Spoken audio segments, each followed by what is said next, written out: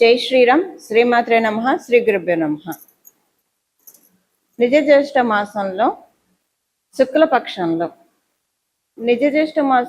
శుక్లపక్షంలో పక్ష ఫలితాలు ద్వాదశ రాశుల వాళ్ళకి, ద్వాదశ లగ్నాల వాళ్ళకి. నిజ జ్యేష్ఠ మాసంలో ఉన్న ఈ శుక్లపక్షంలో ద్వాదశ రాశుల వాళ్ళకి, ద్వాదశ లగ్నాల వాళ్ళకి గోచర గ్రహస్థితులు ఎలాంటి ఫలితాన్ని ఇవ్వబోతున్నాయి? ఈ ఫలితాన్ని ప్రసాదించే గ్రహ దేవతలు ఏ ఏ రాశుల్లో స్థితిలో ఉన్నారో ప్రథమంగా పరిశీలిద్దాము. రవి మిథున రాశిలో ఆయన సంచారం ఉంటుంది ఈ పక్షం మొత్తం కూడా. మంగళ్ మేషరాశి మరియు వృషభ రాశిలో ఆయన సంచారం ఉంటుంది. అంటే మొదటి 2-3 రోజులు ఆయన సంచారం మేషరాశిలో ఉంటుంది. ఆ తర్వాత వృషభ రాశిలోకి ఆయన సంచారం ఉంటుంది. 21వ తారీఖు వృషభ రాశిలోకి ఆయన సంచారం మారుతుంది. బుధదేవుడు మిథున రాశిలో ఆయన సంచారం ఉంది. 23వ తారీఖు నుంచి మిథున రాశిలోంచి కర్కాటక రాశిలోకి ఆయన సంచారం సాగుతుంది. గురు భగవానుడు దేవగురువైన బృహస్పతి కర్కాటక రాశిలో స్థితిలో ఉన్నారు. దైత్య గురువైన అసుర గురువైన శుక్రాచార్యుల వారు కర్కాటక రాశిలో స్థితిలో ఉన్నారు. కేతుదేవుడు సింహరాశిలో ఆయన స్థితి కొనసాగిస్తూ ఉన్నారు. అలాగే రాహు భగవానుడు కుంభరాశిలో ఆయన యొక్క గమనం ఉంది. ఆఖరిదైన మీన రాశిలో శనేశ్వరుడి యొక్క సంచారము. ఇవి గోచారంలో గ్రహాలు ఈ రాశుల్లో స్థితిలో ఉన్నాయి. ఈ రాశుల్లో స్థితిలో ఉన్న గోచారంలో గ్రహ దేవతలు నిజ జ్యేష్ఠ మాసంలో శుక్లపక్షంలో, ఇవి ఇప్పుడు మనం తెలుసుకునేవి పక్ష ఫలితాలు. ఈ శుక్లపక్షం మొత్తానికి ద్వాదశ రాశుల వాళ్ళకి, ద్వాదశ లగ్నాల వాళ్ళకి గోచార గ్రహ గమనాల ఆధారంగా ఎలాంటి ఫలితాలు ఉంటాయో మనం ఒకసారి చూద్దాము. అయితే ఈ పక్షంలో ఉన్న విశేషాంశం ఏంటంటే 3 శుభగ్రహాలు కర్కాటక రాశిలో సంచారం చేయడం. ఈ పక్షం మొదటి నుంచి కూడా, అంటే 15వ తారీఖు నుంచి ఈ పక్షం మొత్తం కూడా గురు శుక్రులు ఇద్దరు కర్కాటక రాశిలో ఉండడము. దానికి తోడు ఈ పక్షంలో 23వ తారీఖు నుంచి బుధ భగవానుడు కూడా గురు శుక్రులతోటి కలిసి ఉండడము. ఇది ఒక విశేషాంశము. ఈ 3 గ్రహాలు, బుధుడు పాపులతో కూడితే పాపి, శుభులతో కూడితే శుభుడు అని చెప్పి పరాశర సంహిత చెప్తుంది. అందువల్ల 3 శుభగ్రహాలు కర్కాటక రాశి కాలపురుషుడు కుండలిలో, సహజ కాలపురుషుడు కుండలిలో చతుర్థ స్థానమైన కర్కాటక రాశి, అంటే మాతృస్థానం అని కూడా చెప్తున్న జ్యోతిష శాస్త్రము. ఈ స్థానంలో ఉండడం వల్ల ఎలాంటి బెనిఫిట్స్ ఉంటాయి, ఇంకా మిగతా గ్రహ గమనాల్లో కూడా మనం పరిశీలిస్తే ఎలాంటి ఫలితాలు ఉంటాయి. ఎందుకంటే మంగళ మరి మేష వృషభ రాశుల్లో ఆయన సంచారం ఉంటుంది. రవి మిథున రాశిలో సంచారం. మిగతా గ్రహ స్థితులను కూడా మనం అన్ని గ్రహాల యొక్క స్థితుల్ని బట్టి ఎలాంటి ఫలితాలు గోచర ద్వాదశ రాశి వాళ్ళకి, ద్వాదశ లగ్నాల వాళ్ళకి, 27 నక్షత్రాల వాళ్ళకి ఉంటాయో చూద్దాము. ఇదేంటంటే కర్కాటక రాశిలో ఈ 3 గ్రహాలు స్థితిలో ఉండడం చాలా శుభత్వాన్ని సూచిస్తాయి. ఏ విషయాలు కామన్ గా శుభత్వాన్ని అన్ని రాశుల వాళ్ళకి కామన్ గా ఉండే పాయింట్ ఒక 2-3 ఉన్నాయి ఈ పక్షంలో. అవి చెప్పి విడివిడిగా మీ రాశి ప్రకారము ఎలాంటి ఫలితాలు ఉంటాయో కూడా చూద్దాము. కామన్ గా అందరికి అప్లికేబుల్ అయ్యే పాయింట్ ఏంటంటే గృహంలో శాంతియుత వాతావరణం ఉంటుంది. ఒకవేళ మీ గృహంలో ఏమన్నా అలజడి ఇలాంటివి ఉన్నా కూడా అవి ఈ పక్షం వరకు మటుకు కమ్ డౌన్ అయ్యి వీలైనంత వరకు ప్రశాంతత, మీ జన్మజాతకం బాగోకపోయినా అసలు అంతకు ముందు మీతో కంపేర్ చేస్తే ప్రశాంతత చూస్తారు. మీ జన్మజాతకం బాగా ఉంటే చాలా ప్రశాంతత చూస్తారు. చాలా అంటే చాలా ప్రశాంతత. ప్రతి ఒక్కళ్ళకి ఇది అందరికీ అప్లికేబిలిటీ ఉంటుంది. అలాగే ఎవరైనా గృహ నిర్మాణ ప్రయత్నాలు చేసి ఆగిపోయి ఉంటే అవన్నీ మళ్ళీ ముందుకు సాగుతాయి. గతంలో కొన్ని ప్రయత్నాలు చేసి ఆపేసి కొంతమంది నిర్మాణాలు సగంలో ఆపేస్తూ ఉంటారు ఏదో ఒక కారణాల రీత్యా. అవన్నీ ఇప్పుడు ముందుకు సాగుతాయి. అలాగే గృహ నిర్మాణ పనులనే కాదు, ఏదైనా కొనాలనుకున్నా, అమ్మాలనుకున్నా కూడా వాహనం కావచ్చు, గృహం కావచ్చు, స్థలం కావచ్చు, పొలం కావచ్చు, ఇలాంటి వాటిల్లో కొన్ని చిక్కులు వచ్చి ముందుకు సాగలేకుండా ఉన్న వాళ్ళు ఎవరైనా ఉంటే ఈ పక్షంలో వీటన్నిటి నుంచి, ఈ కష్టాలన్నిటికీ తెరపడిపోతుంది. మీ పనులన్నీ, మీ ప్రయత్నాలన్నీ చక్కగా ముందుకు సాగుతాయి. మాతృ సౌఖ్యం చాలా ఎక్కువగా ఉంటుంది. ఈ పక్షం మొత్తం కూడా అమ్మవారి ఆశీస్సులు మనందరి మీద కూడా చాలా అమోఘంగా ఉన్నాయి. అమ్మవారి ఆశీస్సులు ద్వాదశ రాశుల మీద, ద్వాదశ లగ్నాల మీద, 27 నక్షత్రాల వాళ్ళకి చక్కగా ఉన్నాయి, విశేషంగా ఉన్నాయి. దానికి ఒక కారణం ఏంటంటే సహజకాల పురుషుడు కుండలిలో చతుర్థ స్థానంలో 3 శుభగ్రహాల సంచారము అత్యంత శుభ ఫలితాన్ని ద్వాదశ రాశుల వాళ్ళకి, ద్వాదశ లగ్నాల వాళ్ళకి, మనందరికీ కూడా అందించబోతుంది. ఇంకా ఒక పసిపిల్ల కనుక తల్లి దగ్గర ఉంటే అన్ని టైం టు టైం అమ్మ చూసి పెడితే ఎంత చక్కగా తింటాం, ఆడుకోవడం, అంటే వాళ్ళకి ఇంకా వేరే పని ఏమి ఉండదు, ఎంత హ్యాపీగా ఉంటారు. అలాగా ఈ పక్షంలో ప్రతి ఒక్కళ్ళకి కూడా మానసికంగా అంత ప్రశాంతంగా ఉంటుంది. అమ్మవారు మానసికంగా మనందరినీ ఊరడించే శుభ సమయము. మానసికంగా గత కొన్నాళ్ళుగా గోచారంలో ఉన్న గ్రహస్థితుల రీత్యా ఎవరి లెవెల్కి తగ్గట్టు వాళ్ళకి ఏదో ఒక టెన్షన్, బాగా టెన్షన్ ఉంది, మామూలుగా కాదు. ఇంకా కొంతమందికి అయితే జాడించి కొట్టింది ఈ టెన్షన్. కొంతమందికి వాళ్ళ జాతక బలాబలాలను అనుసరించి అసలంటూ గోచారంలో ఉంది కాబట్టి కొంత టెన్షన్ పడ్డారు. అంటే అవుట్ ఆఫ్ 100% 30% అయితే టెన్షన్ పడ్డారు. ఇప్పుడు దాంట్లోంచి అందరూ ఏకకాలంలో ప్రశాంతతని పొందే టైం మొదలైంది. ఇప్పుడు ఉన్న ఈ పక్షంలో ఉన్న గోచర గ్రహస్థితుల ఆధారంగా ఇది ఈ పక్షం వరకు అయితే కన్ఫామ్గా ఉంటుంది. మీ జన్మ జాతకం మరీ దీనికి సపోర్ట్ చేయకపోయినా అంతకు ముందుతో పోలిస్తే ప్రశాంతత అయితే ఖచ్చితంగా చూస్తారు. ఇది ఆ అమ్మవారు మనందరికీ బ్లెస్ చేసే సమయము. ఈ సమయాన్ని మనందరం కూడా చాలా సద్వినియోగం చేసుకోవాలి. దీన్ని ఎలా సద్వినియోగం చేసుకోవాలి, ఏం చేస్తే ఇది మనకి సద్వినియోగం అయ్యి మనకి అక్కడికి వస్తుందో అది పరిహారాల్లో భాగంగా మనం తెలుసుకుందాం. సింహరాశి సింహ లగ్నంలో పుట్టిన వాళ్ళకి మీకు కంటి నిండా నిద్ర, కడుపు నిండా తిండి, కంటి నిండా నిద్ర అంట, అది మీకు ఈ పక్షంలో పర్ఫెక్ట్ అవుతుంది. చక్కగా నిద్రపోవడం వల్ల good sleep is also a good tonic అని చెప్తున్నా మనకి సైన్స్. సో ఎంత శక్తి వస్తుందంటే, ఎంత రీఛార్జ్ అవుతారంటే మీరు చాలా ప్రశాంతంగా మీ పనులన్నీ మీరు చేసుకోగలుగుతారు. అన్ని పనులు, ఏ పనులు పెండింగ్ లేకుండా చేసుకుంటారు. అసలు ఈ పక్షంలో ప్రతి ఒక్కళ్ళకి గుండెల నిండా ధైర్యము, గుండెల నిండా ఆనందం ఉంది. ఇది మీకు ఇంకా ఎక్కువగా ఉంది. దానికి కారణం మీ 4th హౌస్ వృశ్చిక రాశి మీద దేవగురువైన బృహస్పతి ఆయన శుభదృష్టి పడడం వల్ల అది మీకు గుండెల నిండా, కంటి నిండా నిద్ర, గుండెల నిండా ధైర్యము, గుండెల నిండా ఆత్మవిశ్వాసము, ఇవన్నీ పెళ్ళుబికే సమయం అని చెప్పడంలో ఏమాత్రం సందేహం లేదు. మీ యంగర్ సిబ్లింగ్స్ వృత్తిరీత్యా బాగా రాణిస్తారు. మీ యంగర్ సిబ్లింగ్స్, మీకు తమ్ముళ్ళు చెల్లెళ్ళు ఉంటే కనుక వాళ్ళకి ఇది పర్ఫెక్ట్ టైం. సంఘంలో గౌరవము, పలుకుబడి, ప్రతిష్ట, వాళ్ళకున్న సర్కిల్లో వాళ్ళు చాలా ఎన్హాన్స్ అవుతారు, చాలా బాగా ఉంటుంది. అలాగే మీరు ఏదైనా ఇంపార్టెంట్ పని మీద జర్నీస్ చేస్తూ ఉంటే మీరు చేపట్టిన ఇంపార్టెంట్ పనులన్నీ కూడా త్వరితగతిన వేగవంతంగా పూర్తవుతాయి.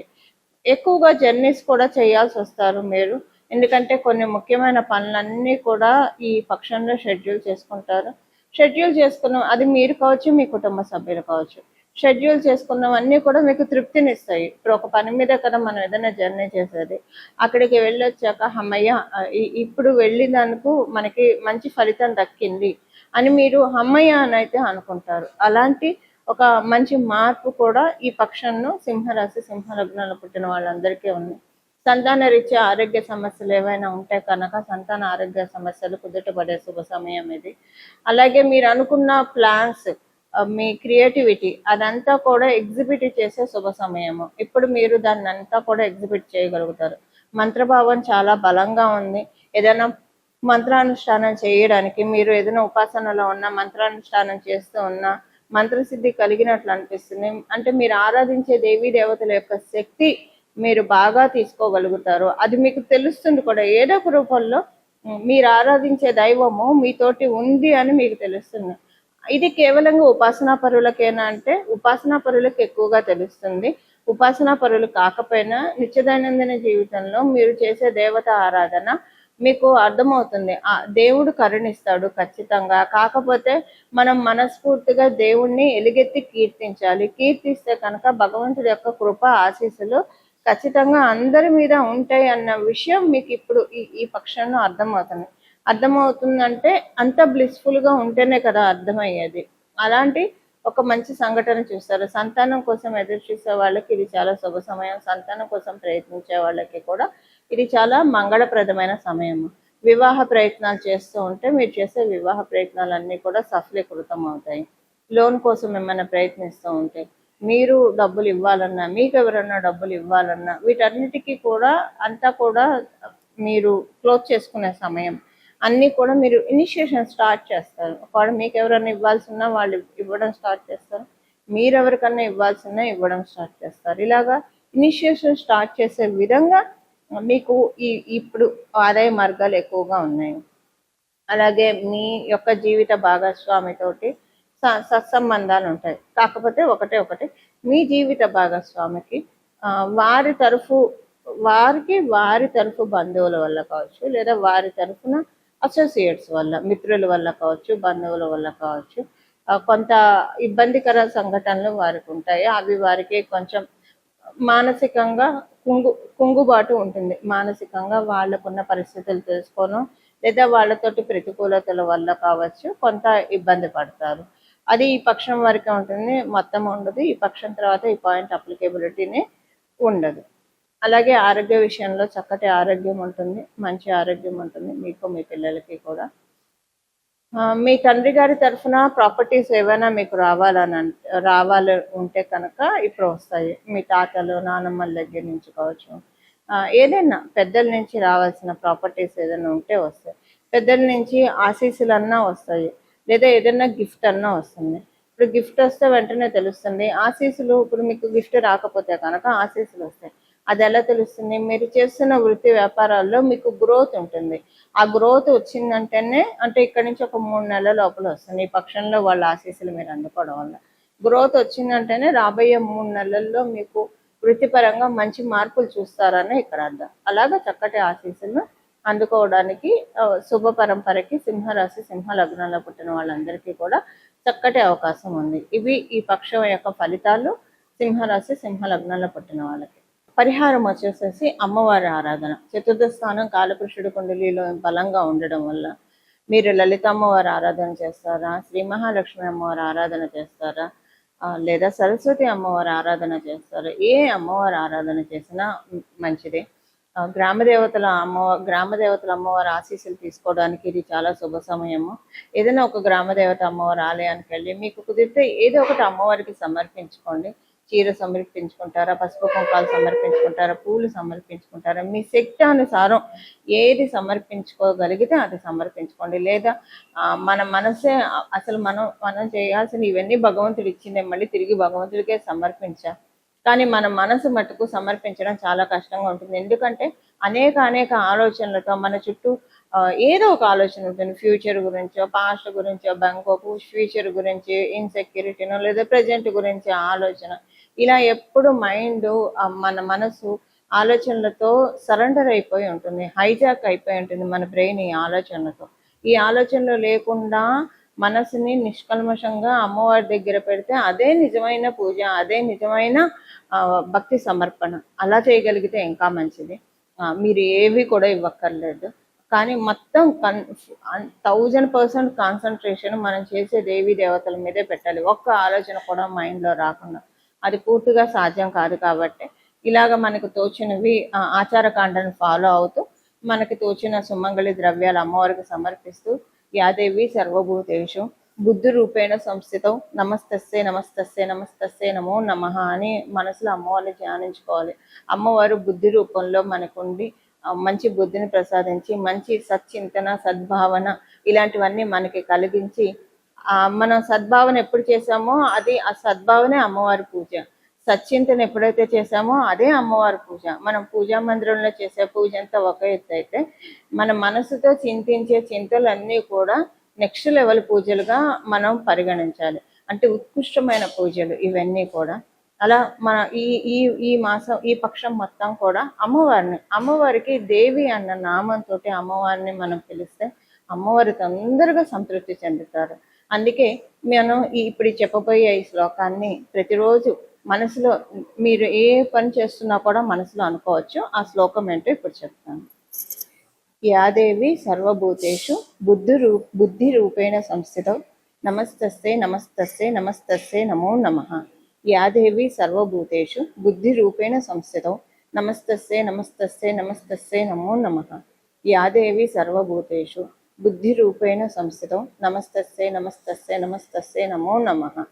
దీంట్లో మీకు ఏ కామ్యం ఉంటే అది మీరు చేర్చుకోవచ్చు. ఉదాహరణకి మీకు సరస్వతి అమ్మవారి కటాక్షం కావాలి, విద్యల్లో బాగా రాణించాలి, లేదా జ్ఞాపక శక్తి, ధారణా శక్తి అని అంటాం మన సంస్కృతంలో. ధారణా శక్తి అంటే జ్ఞాపక శక్తి పెరగాలన్నా, మనం ఏదైనా సరే మంచి నిర్ణయాలు, తెలివిగల నిర్ణయాలు తీసుకోవాలన్నా, ఏదైనా సబ్జెక్ట్ స్టడీ చేయాలన్నా, అప్పుడు యాదేవి సర్వభూతేషు విద్యా లక్ష్మీ రూపేణ సంస్థితౌ నమస్తస్సే నమస్తస్సే నమస్తస్సే నమో నమః.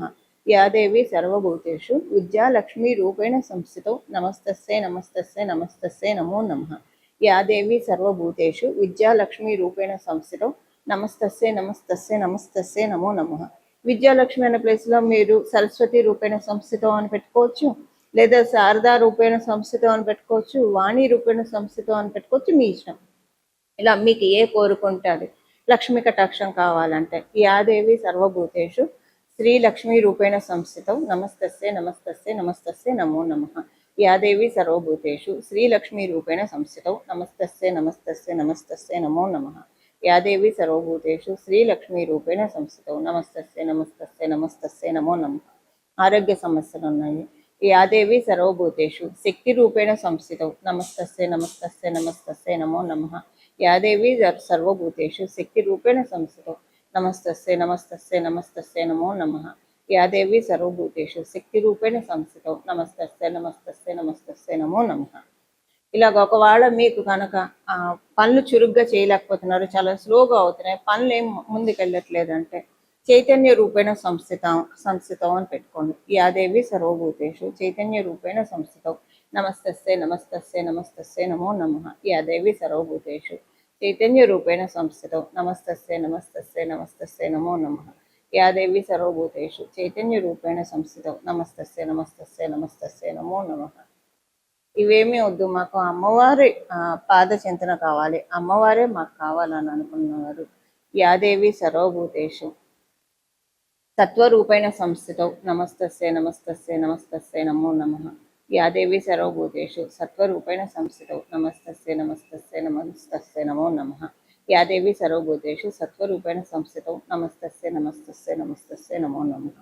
శ్రీమాత్రే నమః అని ఒకటి చివరిలో చేర్చుకోండి. దీనికి ముందు శ్లోకానికి తర్వాత ఇలా అమ్మవారిని పూజిస్తే సత్వగుణంలో అమ్మవారు ఉంటుంది.